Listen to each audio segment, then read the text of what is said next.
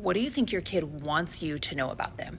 I actually asked someone today, what's something you wish your parents knew about you when you were a teenager that you think would have changed your relationship with them? And he told me that his parents were very conservative in their beliefs. They grew up in the 60s, and so they were like 1960s conservative, and he was not. He was actually more fascinated with an alternative lifestyle.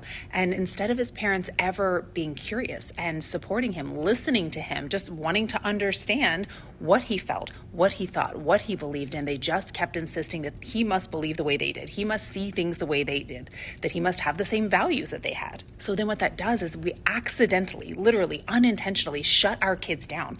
We put a wall between them and us to where, since we don't want to hear what they think, they don't want to hear what we think either. So it works both ways. And then sometimes the kids feel the need to prove to us that they can live this way, they can believe this way, they can act this way, do these things, whatever. And then they're out there navigating life alone because we have totally severed that bridge between us by not being open to them having their own thoughts, feelings, opinions, and ideas about things.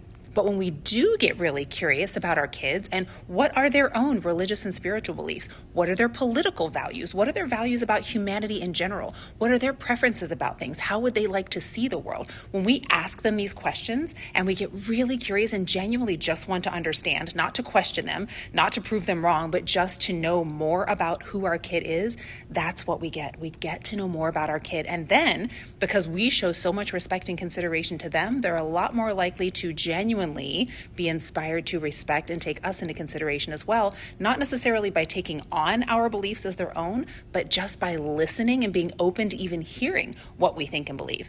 Maybe they'll change their mind, maybe they won't.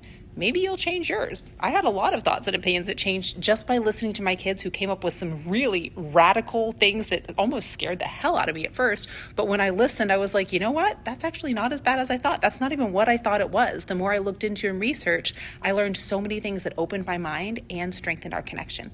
So where can you get more curious about your kid and what they think and believe and just really open the door to more connection with them?